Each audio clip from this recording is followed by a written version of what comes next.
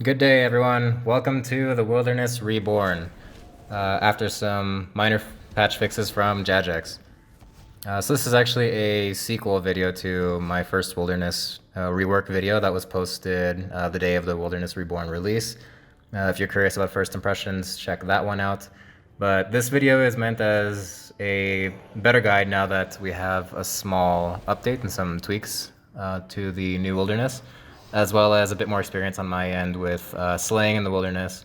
And I wanted to give a bit more useful advice on how ambushes work, how the Volcano works, when you're safe, when you're not, what the areas of the Wilderness are like now. So I'm really just going to talk about my experiences here so that you don't have to figure out as much yourself and die in ambushes. And I did experience a lot more ambushes since the release of the Wilderness Rework, so I'm happy to say I did not totally get mashed and slaughtered like in my first video there. I feel like it's worth mentioning that I'm really enjoying this Wilderness update overall, and I'm seeing a lot of mixed reviews on YouTube and other forums over this, and I'm seeing a lot of players really not liking this or complaining about this, and to be honest, I haven't watched any complaint videos about the Wilderness update because I don't want to. And I really just see no reason to complain about this update so far. It has made a huge area of the game replayable again, since it was almost totally useless before this and very much dead content.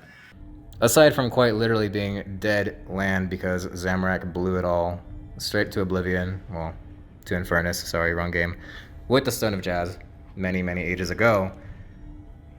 Apologies if that's a spoiler for you, but at this point, there are no spoilers in RuneScape, and that's a good piece of information to know. Anywho, since all of that got blown up, and it has been literally mostly dead content since then, I see this as a pretty positive update. So, I see this as one of the best updates, if not the best update, in a very long time in RuneScape. Even better than Zamorak and the new Elite Dungeon. And I see it that way because the Wilderness was a huge part of the game physically, like part of the game map physically, that was relatively useless and not that wandered about for years and years, because as annoying as ambushes and volcano strikes and revenants and whatever are, it's even more annoying to just encounter the one random jackass PKer that kills you for no reason, even though PKing's dead and there's not really reason to do that anymore. I like that there's still a threat to the Wilderness. It's a little bit more consistent, even a little bit more predictable.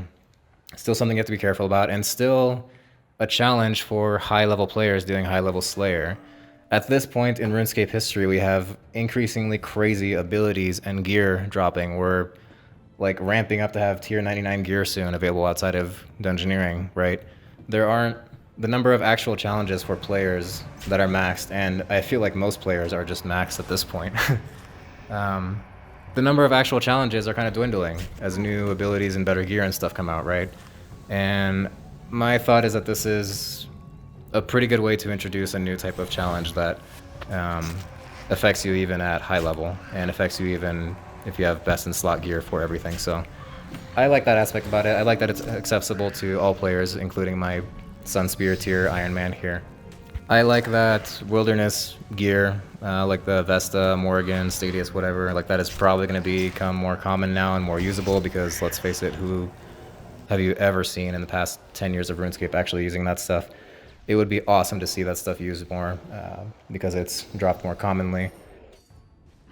So the first thing I wanted to see is whether the threat level and Volcano and ambushes apply if you're in the Wilderness but not on a Slayer task. So the first thing I'll show you here, and by the way, we're on my Iron account now, which is different from my maxed main account that was in my other video. So I'm not on Slayer task here, although I'm killing Abyssal Demons because I'm farming Pure Essence. And I wanted to see if at any point I would get ambushed or Volcano shot. So as you can see, I have threat level 10 for quite a while here, and no Volcano, no ambushes. So I can say, I think pretty safely, that those things should not apply if you're not on Slayer task. So you don't need to worry about just farming regular monster stuff if you're not slaying. As you can see here, I even took off Berserk for my rotation. I'm just using Overpower just to be extra safe in case a Volcano whacks me or anything. Now here I am on task, killing greater demons in the 4 and 3 dungeon. One thing I want to make note of just to be sure is that you might notice that my Slayer level is not at the required level to get tasks from Mandrith, so you don't have to have tasks from Mandrith to do them in the Wilderness, obviously. I got my task from Leniakia. But what's more important there is that even if you don't have a task from Mandrith, and you're slaying in the Wilderness, you will absolutely get ambushed and hit by a Volcano every so often. So that part still applies. And actually, as you can see right there, boom, Volcano. So threat level 7, it hit for not too much damage. In most situations, you should be fine. I did get some comments in my last video that I actually want to touch on of people with very bad experiences where, someone had a very low threat level and anyways, got hit by a Volcano and they ambushed at the same time and died like immediately. So I have a feeling that's actually been a little bit mitigated, because what I noticed compared to the first time that I went slaying in the Wilderness is that I'm getting ambushed and volcanoed a lot less often, and ambushed even less often than volcanoed. So in total, I really just did this Greater Demon task and a Dark Beast task in the 4 and 3 dungeon. And by the way, even though the dungeon is underground, it goes without saying that you're not safe from the volcano, because somehow the volcano still shoots you, even though it's underground, so life finds a way. And then absolutely ambushes still pop up. But what I do notice is that in the entire duration of these two tasks, which was like 280 Greater Demons and 190 Dark Beasts, which on this account with my Sun Spear go rather slowly, right? In that entire time, I think I got hit by 3 Volcano strikes and maybe 2 ambushes. Maybe 3 actually, so they're not very frequent, and there are some things, well, at least in the 4 and 3 dungeon, it's different than the rest of the Wilderness, because in the rest of the Wilderness, monsters are much stronger than their original versions. Everything in here is still about as strong as it is outside the Wilderness, from what it looks like. And inside the 4 and 3 dungeon, everything is not auto-aggressive permanently, and it's not multi-combat permanently, like in deeper parts of the Wilderness. So here, you'll see at one point that all the demons become non-aggressive, and I thought that was really weird, so I started recording again here. And little did I know that actually, boom, ambush. So another thing of note is that even if you're just standing in the Wilderness with a high threat level, you can get ambushed. You don't have to necessarily be actively slaying. One other thing I learned here is that, well, you can see I just straight up ran away. A few things, actually. You can run away, and the mobs will just despawn that ambushed you, so that's great news. The other thing of note is that pretty much every time I've been ambushed, there are Slayer creatures in there that are way above my level. So not only should you run because an ambush can kill you quickly, but you might have to if your Slayer level is not that high. But it is fairly easy to just kind of wait it out. It doesn't take too long. Just farm your green dragons in the meantime. It's cool. One thing to note if you do need to make a quicker escape, especially if you're in the 4 and 3 dungeon, is that like here where I am now, you can teleport out, but note that if you go deeper into it, you will be past level 20 Wilderness. So unless you have the Wilderness Sword or whatnot, you will not be able to teleport out. So make note of that and actually run away when you can.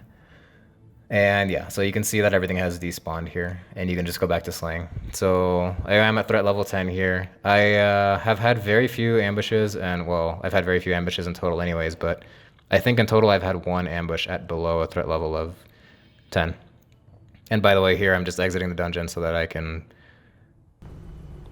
remember what I was doing. Either clear the threat level or just re-aggro the demons. Anywho. One note about the volcano that I want to touch on that I covered in my last video but wasn't too sure about. You can prayer flick them. However, I've only been able to do that successfully 1 time. I was at a very high threat level, and I didn't record it here, I apologize, but my threat level was high, and it reduced the damage to like 270 instead of, like 8,000 or whatever. So you have a very, very small window to prayer flick the volcano strikes, and I've been trying to do it, and I've only been successful 1 time.